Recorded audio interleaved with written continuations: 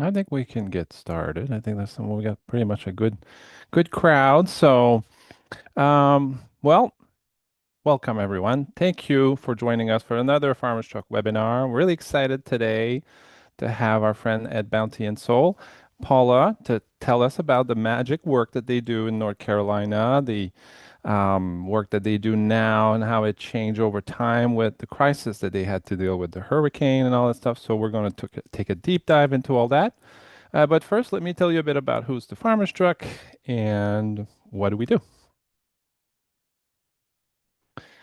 Oh yeah, so I forgot. But basically, today we're going to discuss the program itself of Bounty and Soul, the operation of the day-to-day operation, how they've built deep community connection, and how that foundation allowed them to quickly respond and effectively respond to the Hurricane Helene situation. So my name is Frédéric Laforge. I'm the co-founder and CEO of the Farmers Truck. Farmers Truck is a social enterprise with a bold vision, fresh, accessible food in every community. Farmers Truck started on a farm back in little New Brunswick, Canada. Matt, my partner at the time, wanted to get his product to market, but it's very difficult when you're trying to deal with all these big food chains and trying to get into grocery stores or getting into farmers market sometimes can also be a challenge because there's already a lot of demand for these spaces. And so we came up with the idea of let's do our own mobile market. Let's put it on wheels. So we bought an old step van back in the day, which we decided to modify ourselves. We've put a big side door, we've reused some of the shelving inside to put outside. And then on our first day out, obviously the big truck had to be red because that was part of the brand, and we want something visible. And you'll see that the Bounty and Soul truck is the same, very visible. And this is what it looked like when we were parked on the side of the road. So we've put a lot of emphasis on creating a beautiful display so that people would be attracted to it and pulled in. And you'll see that Bounty and Soul also does that. So in 2015, we launched our own mobile farmers market. We've learned a lot through the years, and we now empower others to do the same.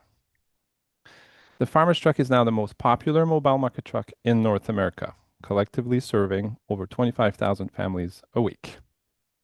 And probably half of that is Bounty and Soul. Here's some pictures of their truck. So as you can see, they put a lot of emphasis on creating a beautiful display, change the colors, the variety, you're pulled in basically. So today I'm really excited to have our guest, Paula, the Deputy Director of Bounty and Soul. Welcome, Paula. Thank you so much. It's a joy to be here today. Good to I'm good to be with everyone. very grateful to have you. And I think people are going to be really interested to learn how you do your program and kind of deep dive into your operations and see the impact you're having. And so let's talk about from scratch. Let's talk about Bounty and Soul as, what's the mission and the vision of the organization? Wonderful. Yes, Bounty and Soul was founded in 2014, so we're at about 12 years old right now.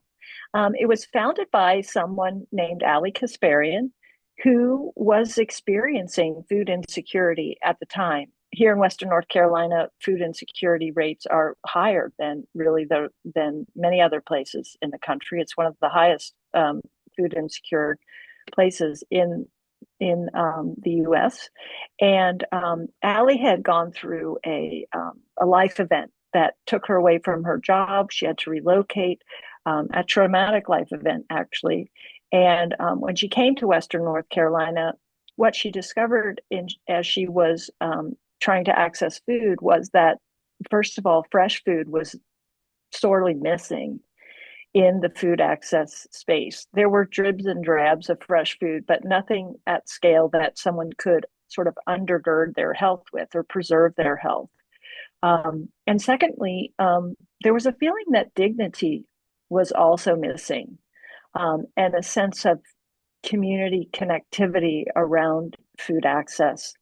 And so she kind of took on the inspiration and, if you will, the burden of starting a nonprofit alongside a number of other individuals who were experiencing food insecurity. So from the get-go, the organization was really built by people with lived experience.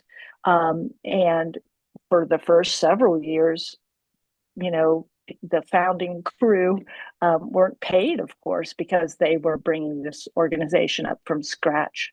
And so I think what's unique about Bounty and Soul, so our mission is that together we connect, share, and celebrate nutritious food, education, and community.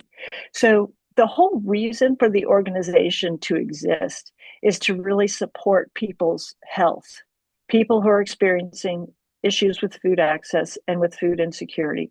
The idea being that sort of, if you're relegated to food that often comes out of a food bank, if you will, is highly preserved, often sugared, sometimes not particularly fresh. If that's your steady diet because you're experiencing food insecurity, you're inherently also health insecure. Your health is going to Mm. take a downward turn if that's what you are relying on for your diet. So And, fresh food became the cornerstone of the organization's mission as an approach to health. and so when your founder, we say, because the story sounds like my story, because it takes someone crazy enough to think they can change the world that actually changes the world. And you Yeah, need someone a little crazy, but coming from lived experience. I grew up on a farm. We had, we were far away from grocery stores, so we had food insecurity, even though we grew food and we had food on the farm. During winter, it was not that great. yeah. But fresh food, it sounds like the beginning of this journey was also kind of a health intervention in a way that they were kind of self-prescribing. They were like, hey, this is something we feel we need, and clearly the community needs it. So kind of for us, by us. For sure. I really think one of the most important founding principles is that people have a desire for fresh food. I mean, that is just there's sort of a myth in food banking that, in fact, Ali encountered that myth that people don't want vegetables, they don't know what to do with them, etc. People do want fresh food.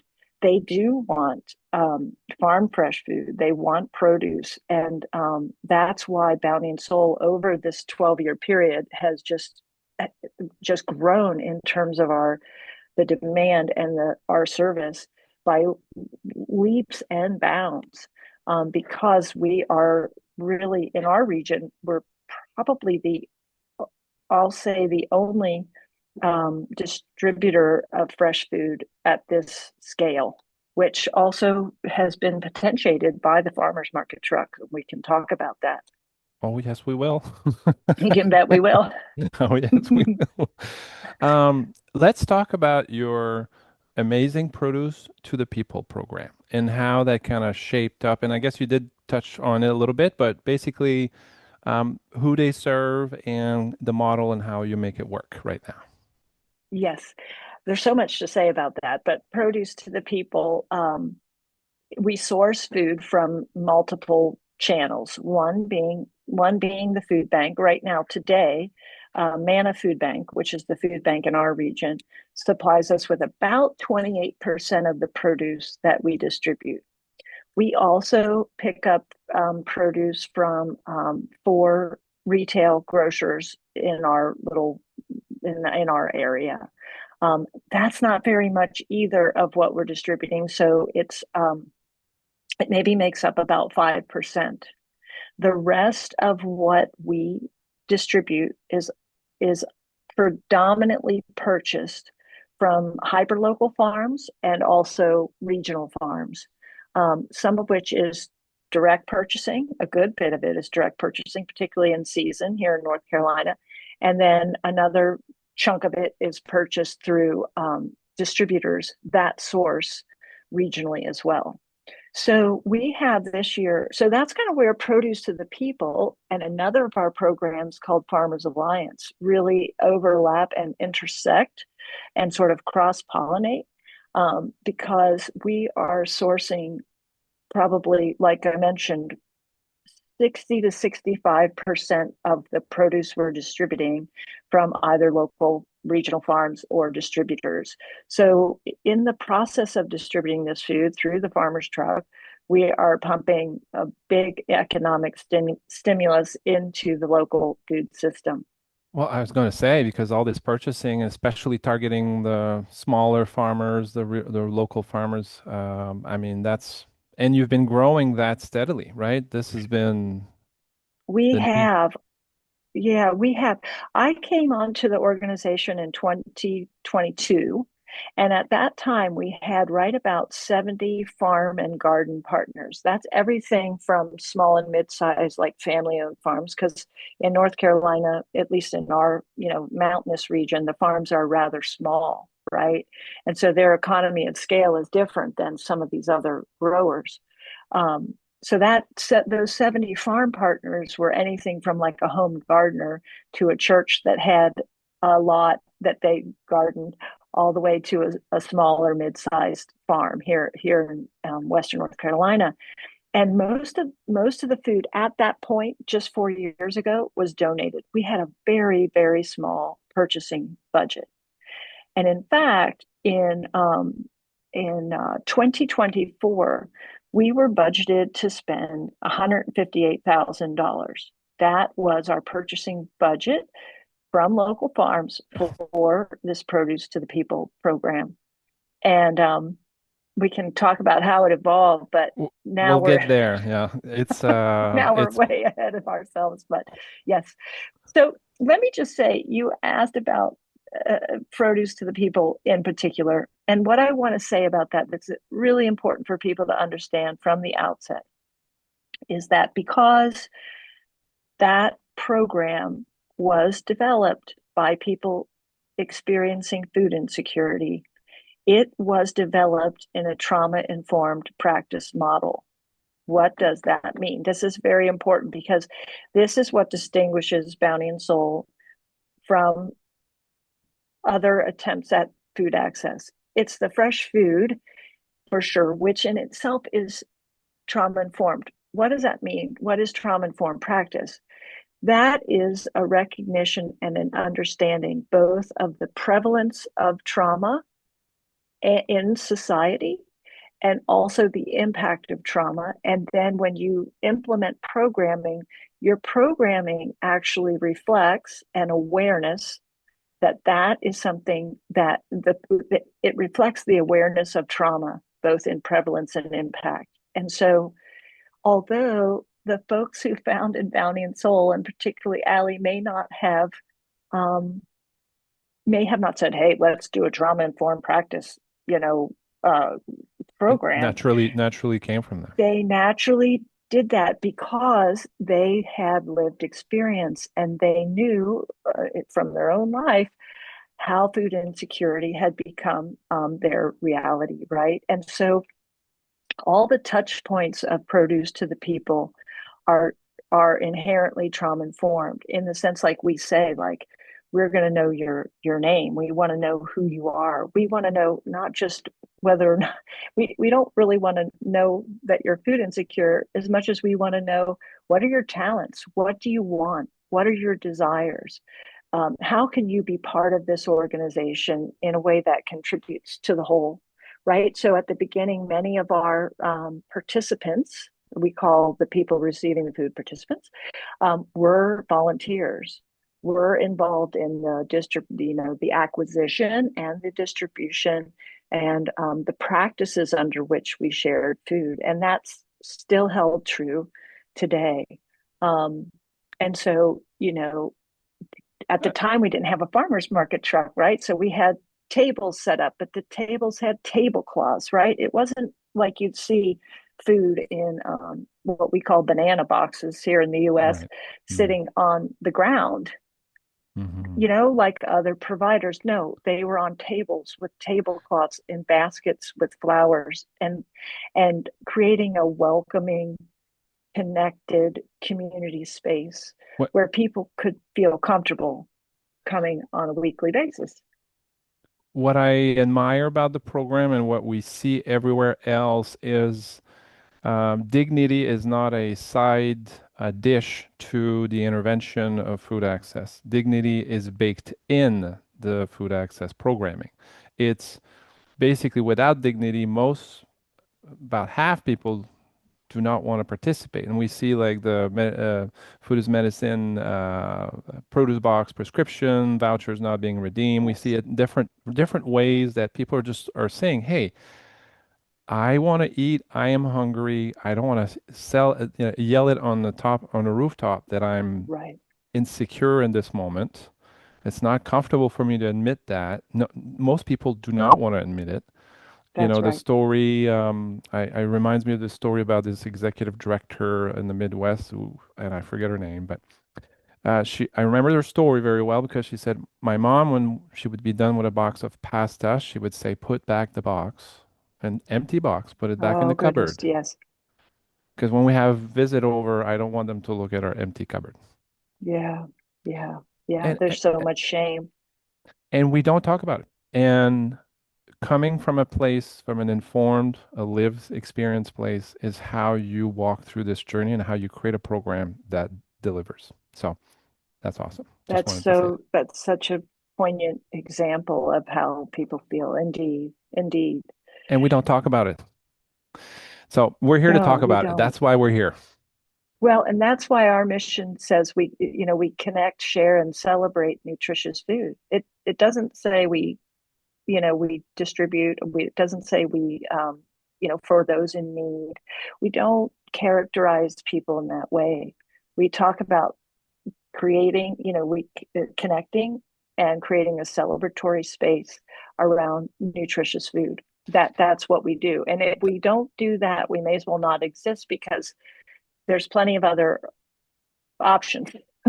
But you nailed it Yeah, because I think, when we talk about nutrition, when we talk about health, we often come in with like, hey, you're doing the wrong thing, you should be doing the right thing.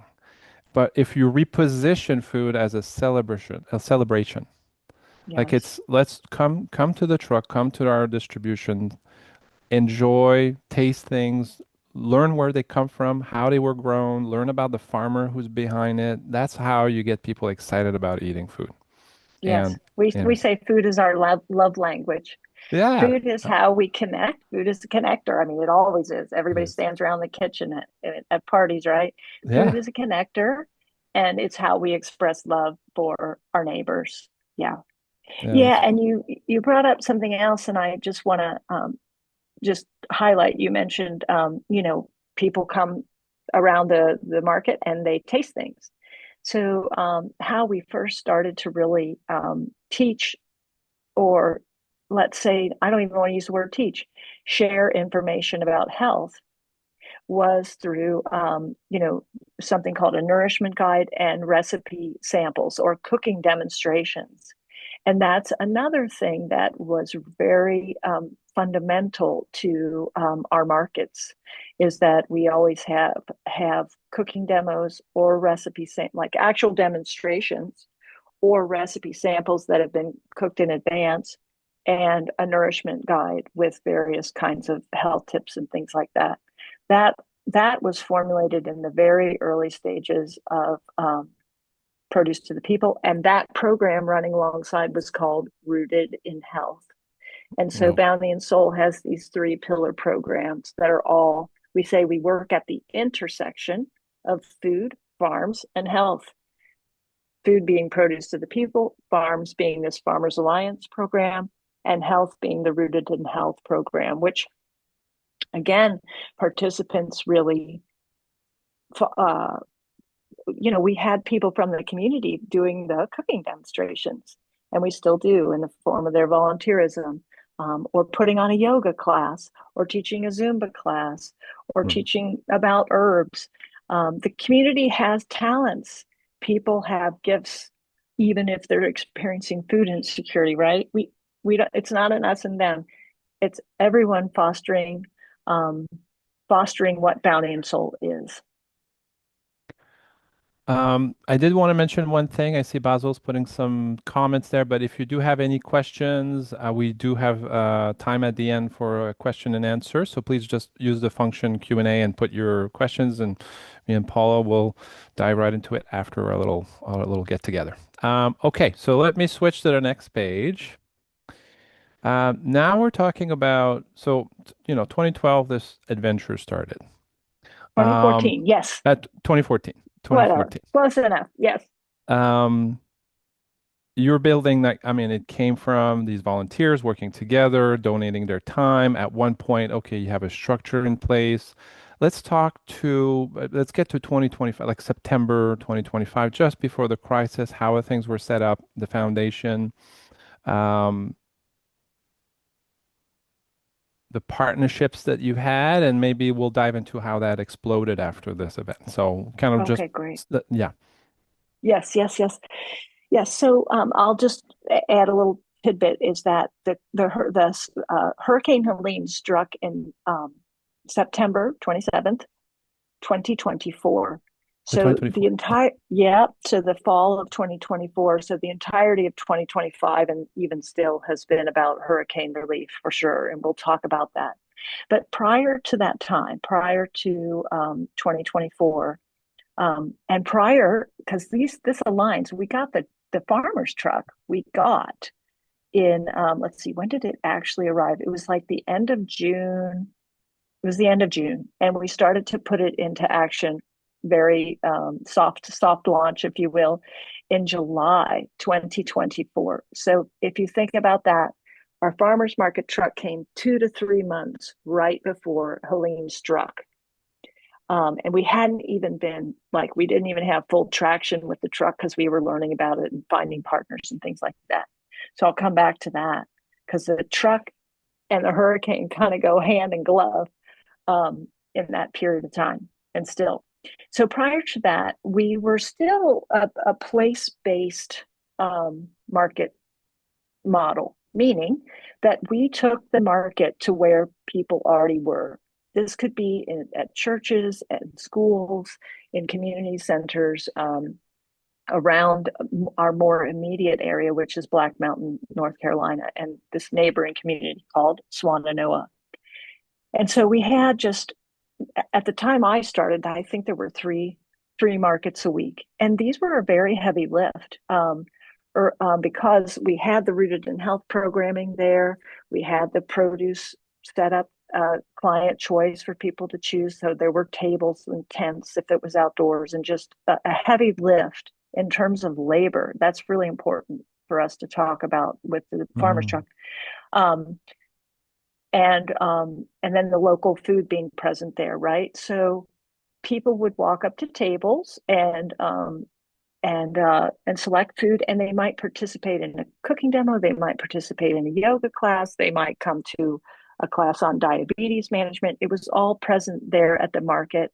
And then also community partners who were bringing, like, oh, this is how you enroll in SNAP benefits, or here's something, if you have legal needs, here we have Pisgah Legal. So we had these partner organizations that would visit the market and provide resources that people experiencing food insecurity may need. So it was kind of like this. It was a Do, community. These markets were a community event. do you feel that, we say often food brings people together? Do you feel that all these connected services that you're kind of adding to it is part of the intervention, but they're drawn to you because you are for first and foremost a nutrition, food access programming. Do you feel like that's part of the Oh yeah, success? most definitely. I mean, obviously, providing fresh food is at the core. That's what we're here to do. But if your whole existence is for the benefit of someone's health, as we know now, people have a lot of health needs beyond nutrition. And probably if you're experiencing food insecurity or you're under resourced in some way, you're probably lacking access to a number of things that are good for health, right? You might not have a gym membership. You may not have health insurance and you're reliant on the public health system in some way. And so all of those kinds of services we tried to just build into the market experience because then people, it reduces barriers to access if people can come one place and try to connect to the things that they need. And so, because Bounty and Soul was doing fresh food, A, and B, because it was a space of dignity and community connection, the organizations, the markets grew even before COVID, even before the storm. COVID especially launched Bounty and Soul into a whole different, it kind of pushed us into about 5 markets per week and also um, many more people there, which post COVID never really declined. And so, Well, that's um, interesting. yep. And so this truck, you know, why we purchased the farmer's market truck in the first place, it's kind of funny, and you'll see how this evolves, but we we had hoped that we could use the truck to get around to more place-based sites and have smaller markets with less labor because there was so much labor involved in setting up. It looked like some of our markets looked like a tent city because, like, literally, we would have to set up 17 or 18 tents Wow. and tables and tablecloths and all that because people were coming in droves for fresh food and the community spirit. And so the truck, we hoped would kind of market and brand the organization as it went around town and start to create an impact in our fundraising because of the visibility of that truck. And we hoped it would sort of have more markets, but smaller ones. Sadly, or for the benefit of everyone, or however you want to think of it, now we have more markets and they're bigger. But that's another topic here in a minute. But I mean, that's it's the idea. so Yeah, I guess if you were looking for more needs in the community, it's not hard to find, that's right. right? Especially if you've gone through a catastrophic event like Hurricane Helene, for sure. And Yes. I thought that was interesting when you said that you saw a spike during COVID and that did not go down. That part seems to be what we hear Yes. elsewhere as well. So, um, okay, let's dive into 2024. If I got the right Yes. year. I know. After It all COVID, I blends mean, together. years are just blurry a little It bit. all So, blends together. Yeah. um, okay. So I'll let you kind of bring us through this event and how you position your program to answer this crisis. Yes. Yes. Thank you. So, as I mentioned, we had 5 markets prior to when the hurricane struck, and I think 2 of them at that point were newly adopted with the truck. Right, the truck was in action on 2 of the 5 markets that we had at that time.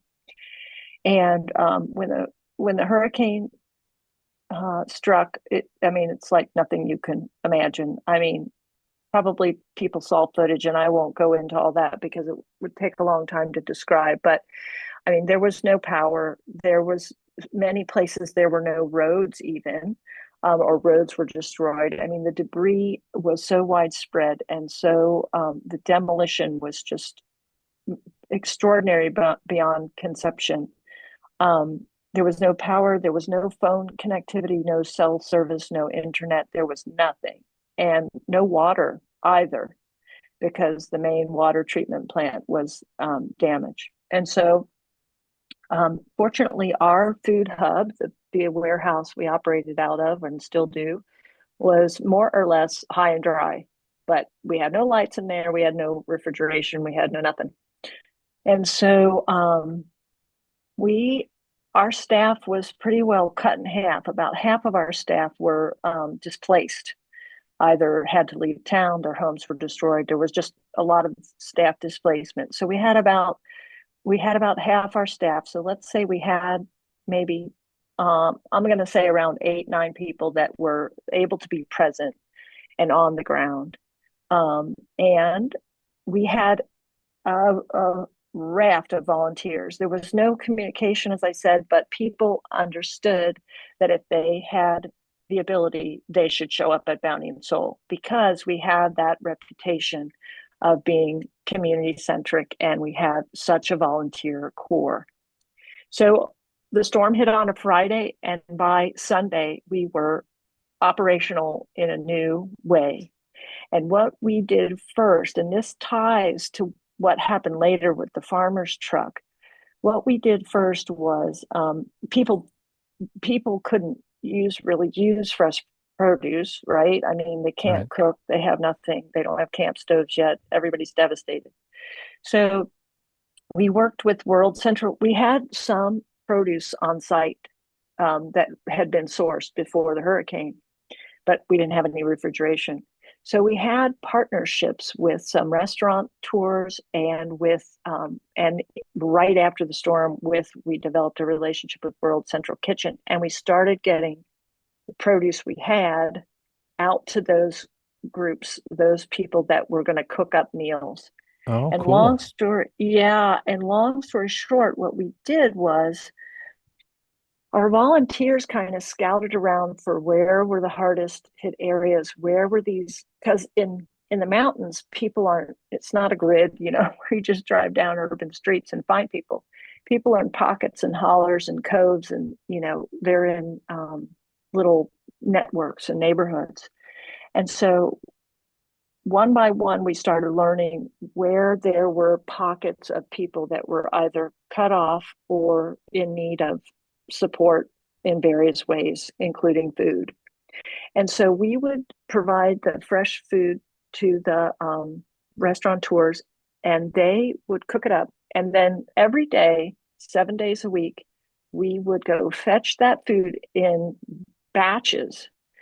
We would take it to this one particular restaurant nearby that had a facility where we could package it and then still hot. And then we would get it out to these neighborhoods with volunteers. And we served 19 neighborhoods. And by neighborhoods, I mean neighborhood. um, 7 days a week because people got to eat every day and they don't have Right. anything.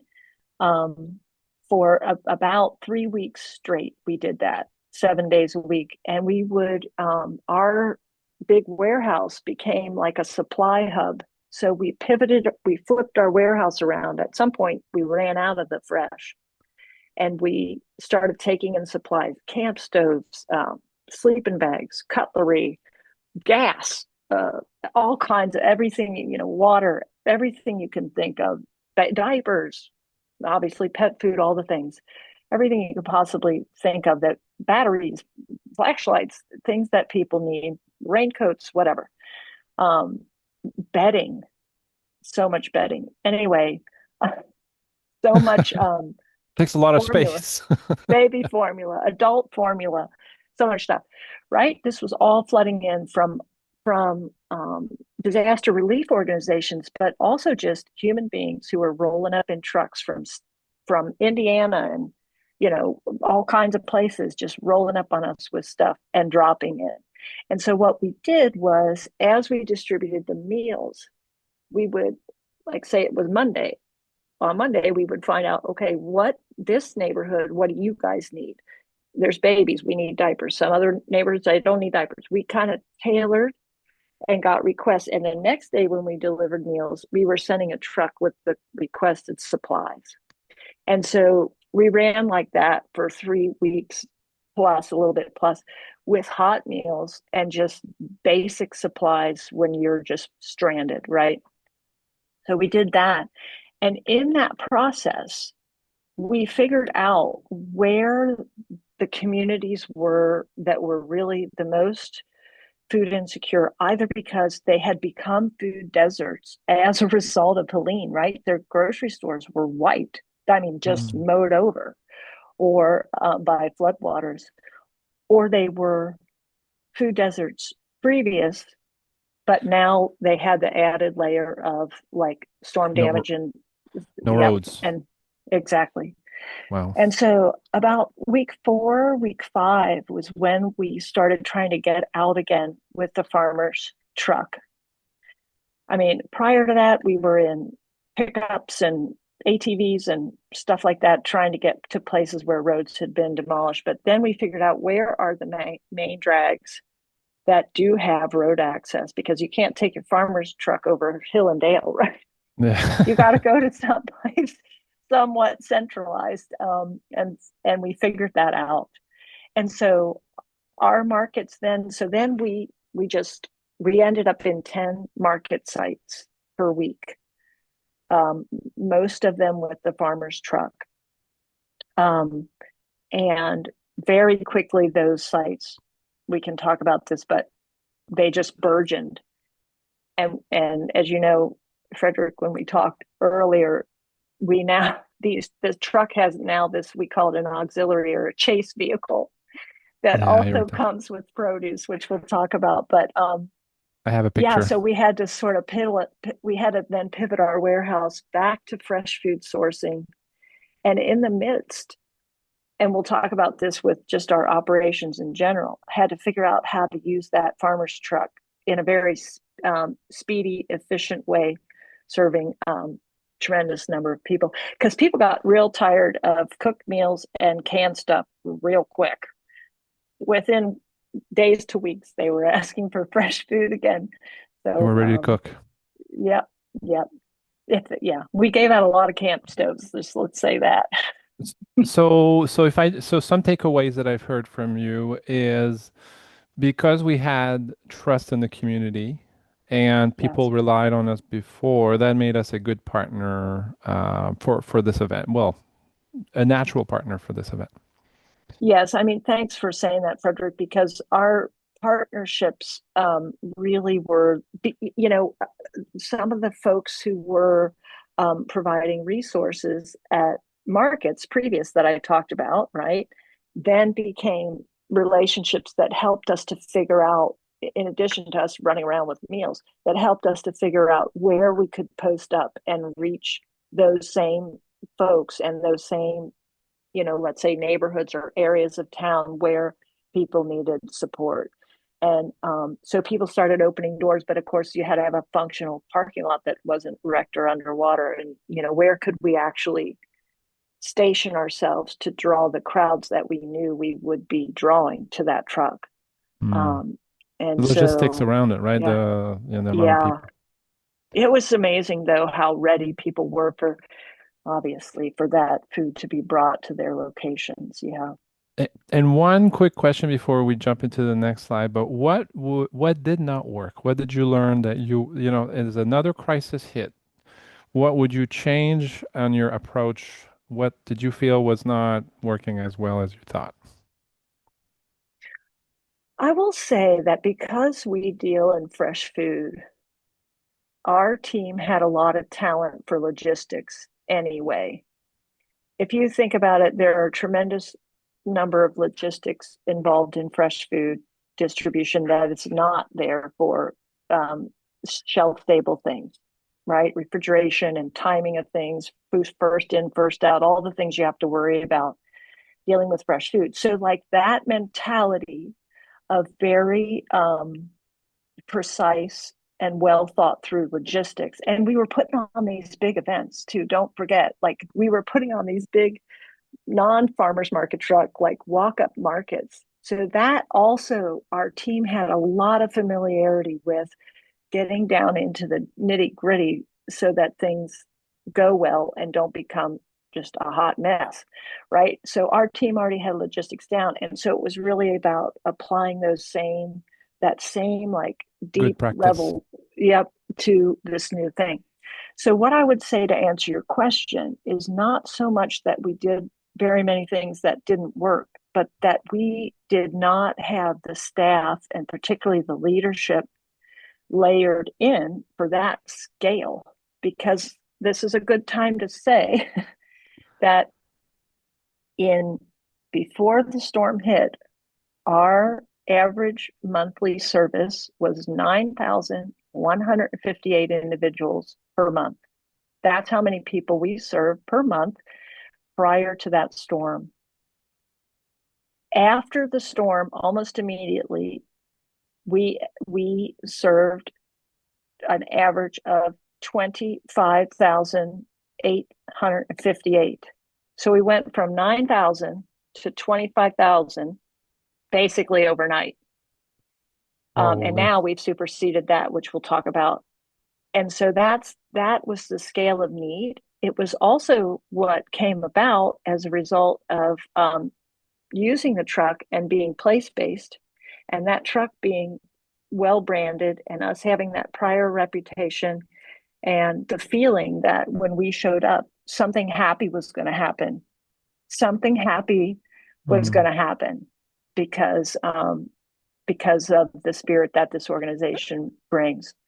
Your And so brand, we, like your brand is hope at the end of the day, yes, it right? There's is. hope coming in my community. Yes, it is. And when people said, like, when they saw us on the road, what, this was before we got out with the farmer's truck, but our other branded vehicles, people said we knew things would be okay because we they saw us crisscrossing town, right? With bringing who we are and the food. And then, of course, the truck became part of that a few weeks into it. But so really, the troubles we have had, and even to some degree, I'll say, still are navigating, is issues of capacity because we expanded so big, and so we had to, like, while we were cranking out 25,000 plus people a month, we were trying to backfill. We had two director positions that got created, and we layered in some more food distribution people. And you're trying to hire the right people for that, figure out their job description. How do those roles, which used to be held by all by one person, now we've got somebody over facilities and vehicles, right? We didn't have that before. So how do you It assemble that? As people say, building a plane while you're flying it. I mean, literally, that's what we were doing. and Yeah. being a startup nonprofit trying to figure all that out is extra difficult. And I think that we have a saying here that we say, when you act your purpose, you find your people. Yes, yes, yes. And So true. so we attract the type of people who, yes, you want a job, yes, you want to do all that, but you're part of a bigger mission. And that Yes. usually, but it's difficult. And people think sometimes, hey, I hire someone in this team. There was one employee, now there are two, so I should get 2x the amount of work out of this, or impact or whatever. But it's not necessarily the case. Sometimes there's mid-level management that needs to happen, and especially logistics. It's such a labor intensive, like you were saying, It labor really intensive. is. So. Okay, we have about 4 minutes. We're going to let about 10 minutes for the Q&A. So let's jump into our next one. Well, I guess we have two slides. So we'll kind of touch base real quick on this one, which is kind of your secret sauce around the volunteering that you've been able to, the volunteer mass that you've been able to pull in, and kind of your secret sauce about that. Okay, Real great. quick, before you get started, Paula, I just wanted to jump in and say we don't have a whole lot of questions at the moment. If anyone does have questions, I encourage you to start dropping them in now. But that, I think, buys you a little bit of time because Okay, not a big backlog here. So. sounds good. I guess we're answering all the questions as we go, Paula. Something. Yeah. So Good. what's the secret sauce to get a good volunteer base to kind of help you get through all these challenges? Well, I think, first of all, just establishing a spirit of welcome and a spirit of, like, esprit de corps, the feeling that we're all in this together and that the volunteers are truly valued. And of course, having roles that people want to fill, and some people like to be behind the scenes cleaning, and other people like to share the food, other people want to cook. That's a big one that people historically have always wanted to be part of. They love to share their recipes. They love to cook for other people, right? So having roles that are well integrated into all aspects of your your operations is key. And then, of course, acknowledging people, treating them like team members, Mm. um, and providing a fun environment, and also being careful that people don't feel like they just come to perform a task. You have to create like wiggle room in what you're asking people to do that gives them a chance to form friendships with each other, and feel a sense that of belonging with the other volunteers. I mean, that's been so key for us because our operations and logistics are complex. So we need the right mix of people who come on a weekly basis to volunteer and know what's supposed to be happening, and what we call like newbies, people that maybe are new and don't know what how things go, because and you need that balance. And so you have to establish belonging with the volunteers as much as with the participants, because they're like the core to your operations. So we have about 170 now. Today, we have about 170 volunteer slots. Those slots are like 2 hours long. And so, yeah, we've got about 170 volunteers coming in on a weekly basis. So what I'm hearing from you is treat them like family, like your team. Yep, yep, Make it an easy yes for them because, a 2 hour time slot, not too much of a commitment, but enough to feel like you're providing and helping. And then making sure they get recognition and, but part of the experience, I guess, because this is and through all this, you're providing what we call a third space because there's a yes, lot of people being lonely at home and they just want to come and hang out, and now you're creating that opportunity for them. So if you mentioned letting that happen, letting that burgeon, if you will, I yes, think that's part of the sauce too. yeah, for sure, for sure. Okay. Let's go and the key takeaways for operators. So on our call today, we have operators. We have all kinds of people on the call. I actually didn't check who's on the call, but there's definitely operators. And so you've been operating the mobile market for going on A year and a two half. year and a half. Yeah, a year and a half, let's say. Yep, So what would almost 2 years. almost 2 years? What others mobile market programs should learn from you? What do you think would be your kind of advice to them? Well, gosh, so many things, but one that comes to mind is logistics, logistics, logistics. Obviously, you have a place-based. You're going to do place-based service because you're mobile. So that's key. I mean, that's been a driver of our success as we show up where people are, and we're reducing barriers to access. So, you know, give care to your partnerships, give care to your partners, and learn from the people at your markets. So none of our markets, no Bounty and Soul market looks the same. Why? Because we're serving different communities, and different communities want different food. So we pay attention to the shopping habits, if you will. We call it shopping, the shopping habits of the people who visit the truck, and we cater accordingly with our purchasing, so that people are getting the food that they want. Of course, we also survey people, we talk to them, but we especially see what goes and what doesn't. And so you have to have somebody in your food sourcing department, if you will, that's really paying attention to what comes back on the Right. truck that people didn't select, or what did we run out of, and really trying to tailor those to the cultural preferences, to the desires of the people at those stops.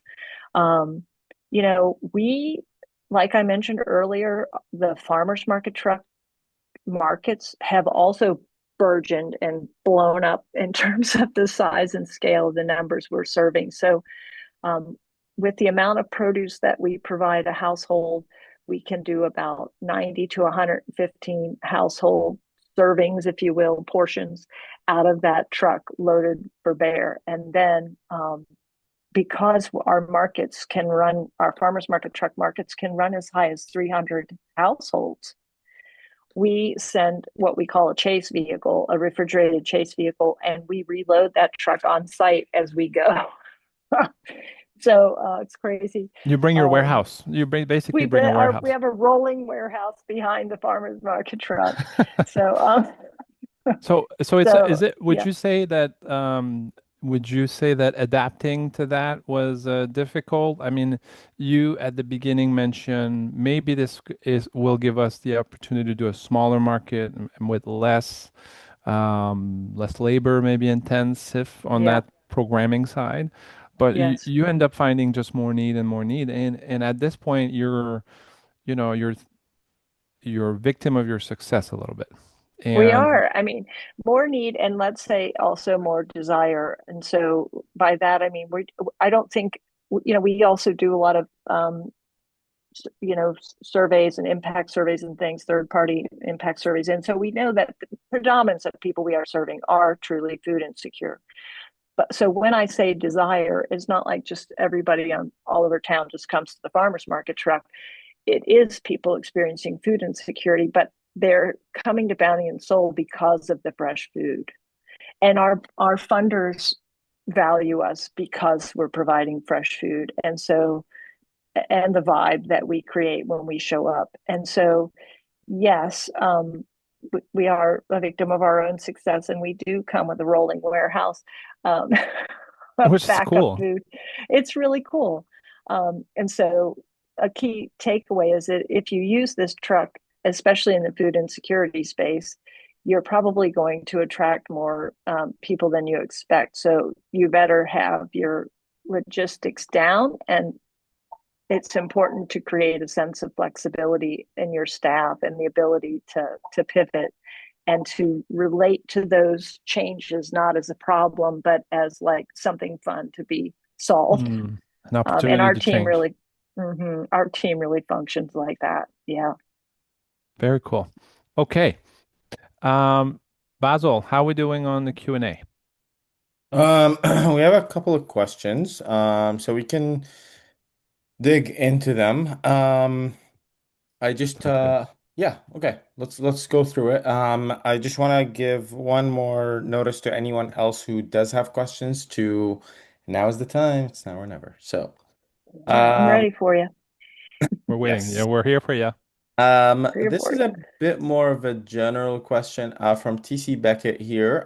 Would like to understand more specific operating costs, how, if to maintain cold chain requirements, and from TC Beckett as well. These are the two only questions we have. Are there U.S. partners or presence in the U.S.? Is the Farmers Truck program available in the U.S.? Do you want to explain a bit, Fred, since are Yeah. Canadian started, but yeah.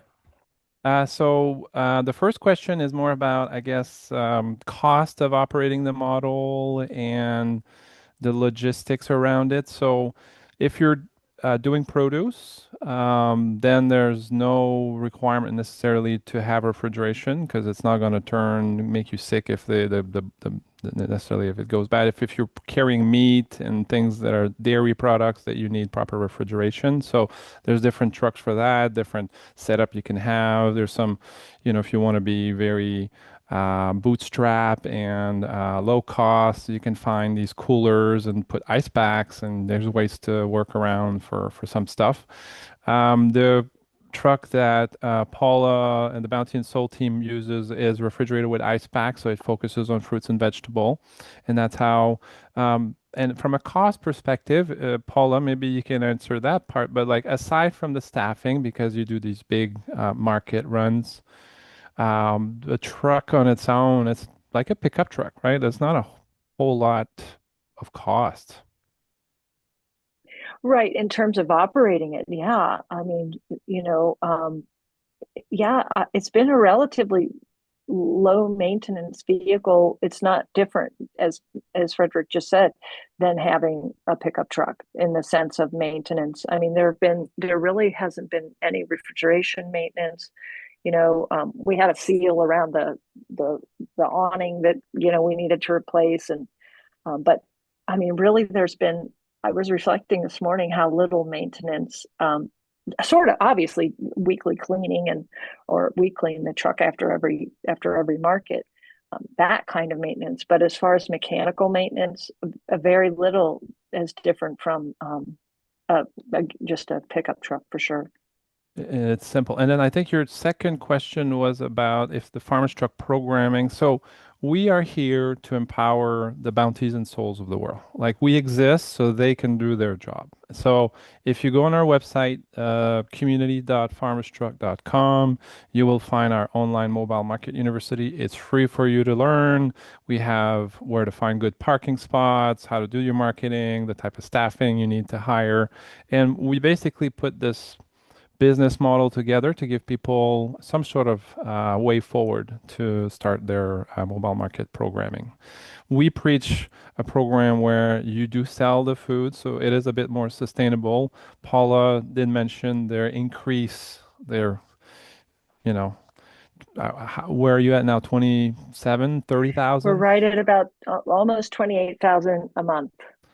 And so that comes with a lot of responsibility, right? And financial responsibility. So when you're designing your program, you need to be conscious of that and how you can keep that sustainable. And the tomorrow morning you run out of money, does these community go back to square one or, back to zero with Right. their so what you build, be conscious of that, I guess. Eros, I see you raised your hand. If you could want to type your question, but we do have actually a couple more here. So, for from Liza, how do you fund this sustainability and how many paid staff? So I guess this question is probably a bit more to you, Paula. I know many programs have different models. We preach a certain model that's sustainable, as Fred mentioned, but what about you, Paula? Yes. So we have about 22 paid staff, but they run the gamut from sort of like back of the house, executive team, marketing people, development people, data management people, all the way to what you might call front of the house, like the truck operators, people who run the markets, people who put on the health and well-being programs, people who interface with the farmers. So about 22 staff, full-time staff. Yeah, most are full-time total. And let's see, what's the second part of the question? It was just how do you fund this sustainably? Yeah, so we are in almost entirely community driven in terms of our income. We had last year a revenue generating program that was quite significant. It was represented about a third of our budget of like that was earned income. And it was with the state of North Carolina. I won't get into what that was, that's a whole thing.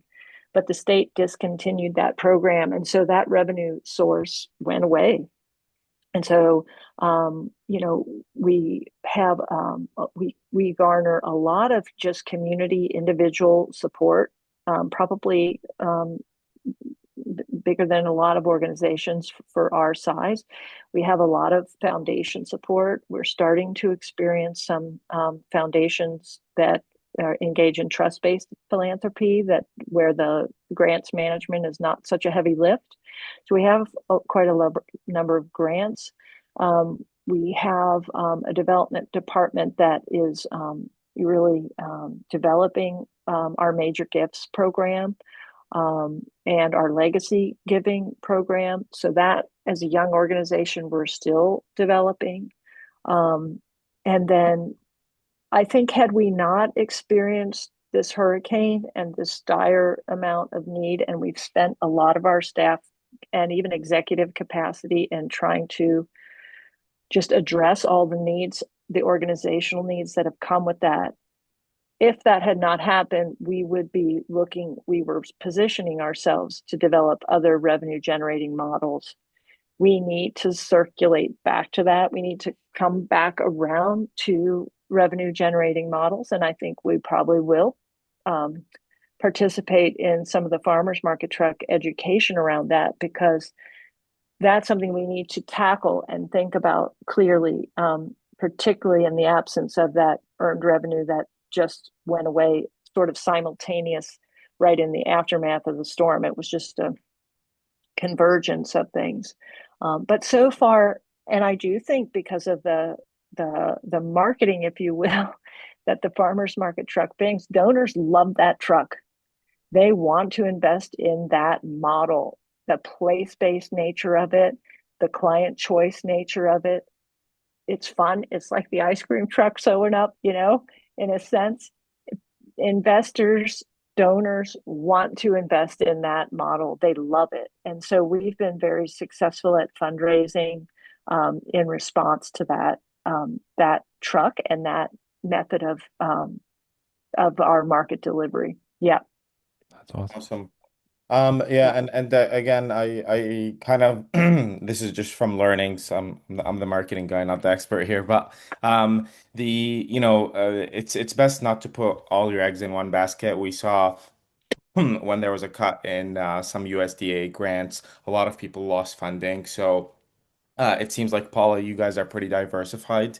So if We if are. one source of funding goes, you're not kind of left, high and dry. And then just to answer Liza's question, there are some programs that are ran with, well, a lot less people. Shout out to Carla in Washington State. It's her and a few volunteers, and they have a truck, and they were able to get Wow. some grants to fund it. And yeah, so next up, another question from Arrows here. Staffing question. Do you just pay the driver and the volunteers to come help with distribution, insurance? Is there workman comp with volunteers? I'm only assuming the driver is hired. So are they insured as a driver? This is a bit nitty gritty. Well, one thing we should mention is there's no CDL requirement for the truck. So there's no commercial Right. driver's license. And that makes it easy to staff and volunteer specifically, you know. Yeah. Yes. Yeah. So we believe at Bounty and Soul that we don't we have a history of obviously forming the organization through volunteers and people, at the early stages making a very low wage. But over time, as the organization has grown, it has been one of our values to be a certified living wage organization. So we Mhm. do pay everyone a certified living wage and beyond. We pay benefits for folks. They have health insurance, dental, vision packages, all that stuff, pay time off. So all of our, if you want to call them drivers or truck operators, are full time. Most of them are full time employees of the organization with a pretty high quality benefits package, including their salaries and wages. That's because we don't want to be part of the problem. We don't want our team experiencing food insecurity and other conditions of being under resourced. So that's a value of the organization. We do carry insurance on all our vehicles, so our drivers are insured through the organization. What were some of the other parts to that question? Workers' Yeah, compensation, I think for volunteers, yeah. it was a We don't purchase. Well, let me think about that. We don't have workers' compensation for volunteers, but they are insured, as part of our overall, organizational liability insurance. mm, So our volunteers, do are covered in that way, but not as workers' comp. No, I don't know that you can get workers' comp on volunteers, but I might be wrong yeah. about that. I don't think so either, but that was a good that how do you protect your volunteers was is kind of what I got out of Yeah, this. we And carry liability insurance. mm, Awesome. A couple more here. So, quick question from Sylvia here. Maybe Sylvia, you can type a bit more to give us some context, but are you going to help us, like TA, to do the grant applications? Are we going to pay for the grant? The grant pays for your trucks. I'm going to file for a nonprofit because I have to start helping my people in my country, 90 million people. Would love to know which country. We are currently in North America, so if you can give us some context, it is a dream of Fred's that the farmer's truck does spread around the world. So, yeah, I can I just, can yeah, I, go ahead, I'll, Fred. Go ahead. yeah, Sylvia, please reach out to us. We'll get you situated. We'll understand what you're trying to do. Our goal is to empower those who want to make change in their community. So that's what we do. So we'll sit down with you. We'll figure out what's the best path for you to get the funding that you need, the model that you need, We'll tell you, where you shouldn't go or where you should go if we can. And so just please reach out. There is a QR code. You can scan that. You can book us right there. There's a little meeting link in there. So please do that, and we'll try to help you as much as we can. Yeah, and not a sales pitch here, but we do have access to grants, whether you are getting a mobile market or not, or starting that type of program. Join our newsletter. We send out grants for state specific or national all the time. I mean, a lot of the trucks that go on the road are funded by various grants, foundations, philanthropy, kind of like what Paula mentioned. There's a whole lot of sources and a lot of people out there that might not be in the field but want to help. So, yeah. And And and go and, ahead, and sorry. in the medium term future, Farmers Truck will have a rental model for these vehicles, so people will not have to raise all this money to buy a vehicle. So, but that's something we've been working on for quite some time. It's just we go as fast as we can, and we're trying to be very careful on how we grow sustainably too, because that's a big part. Like if we fix a problem, if you're trying to fix a social problem in your community, make sure you fix it for good. Make sure you fix it for the long term. Think long term about if you're one thing about the grant that we've talked about, the North Carolina grant you were mentioning, Paula, that was cut. Yes. Um, if this was 60, 70% of your revenue for your programming and all of a sudden it's gone, you don't have a program anymore, right? And so Right. it's difficult. So, like, do not rely on one grant to do your entire organization. Think outside the box. Like Paula is talking about right now, we have to look at the revenue model and some revenue model to complement what we're already doing. Because at the end of the day, you want to continue the mission you're on, and you don't want to leave people you've been helping hanging anymore. Like you want to solve the issue. So, um, that lens is important, like sustainability lens, I guess. Awesome. Last one here, I think I have from Ivan. On the topic of key takeaways for operators, what are some philosophical and practical tips for training customer service community engagement with mobile market staff? Ivan, before I pass it over to Paula or Fred, we have a big bank of webinars talking about a lot of staffing, a lot of volunteers. I encourage you to visit our website and check out some of those webinars because they will answer a lot of your questions. But over to you, Paula, first, maybe. Yeah, I would just say that Bounty and Soul engaged the community in creating what we call our manifesto. You can find it on our website, but it's really a statement of values that's very inclusive and that sets a tone and a belief in what we're doing. It really is it's our big statement of our beliefs and our values as an organization. And if you craft that something like that well, it's something bigger than the mission statement. I mean, it reflects the mission statement for sure, but it's really about how we exist as a community, what we believe, and how we treat each other. And if that is very strong and very resonant, then it just becomes your lighthouse, right? So Mhm. your organization needs a lighthouse that's less about what you're doing and more about who you're being and who you want to be for each other.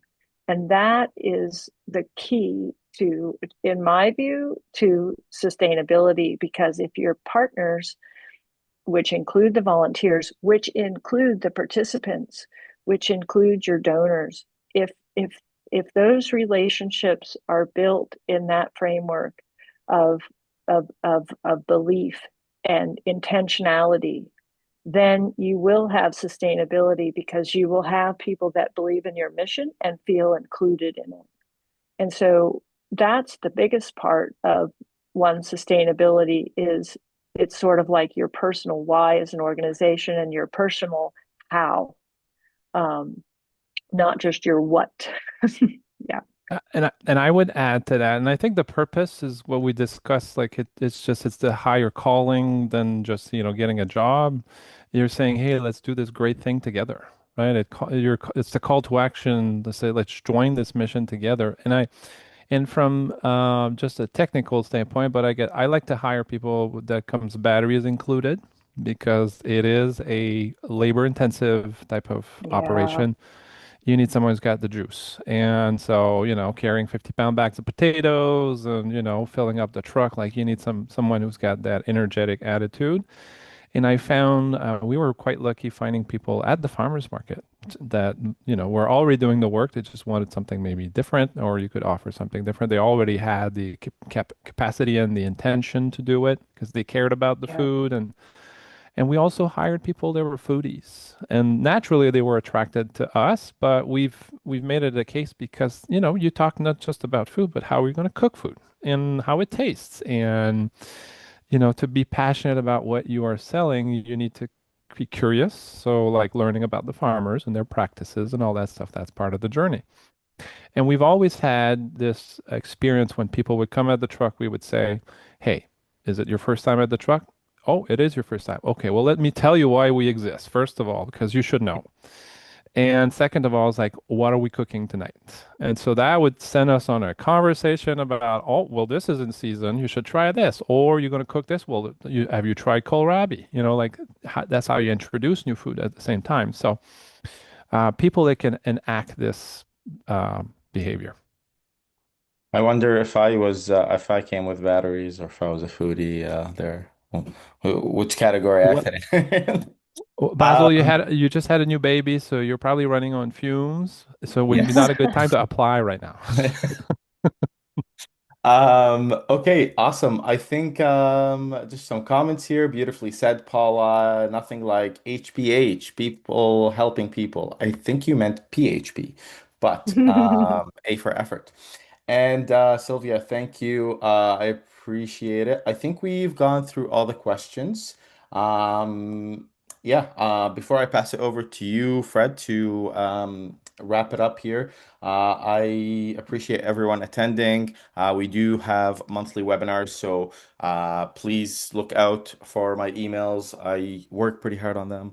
So, and please scan the code on the screen if you want to book a meeting, if you want to talk to us about grants, funding, you're looking to start a program, anything like that. We would love to help you either way. Over to you, Fred, and I am out. Well, thank you everyone for joining us, especially Paula. Thank you for joining us. Thank you for sharing the journey you guys have been on, the history, the challenges and opportunities, and what lies next for you. So, I think that we will have another webinar at one point, and we'll catch up on how you've been um, continuing to grow your impact, but maybe with a different sustainability lens from the revenue standpoint. And we'd love to hear that journey and how that went out. So, Awesome, Fred. Thank you so much. I enjoyed being with everyone today. Thank you. It's been fun. all right. So we'll see each other to the next webinar. Thank you everyone for joining and have a good week. Have a good week.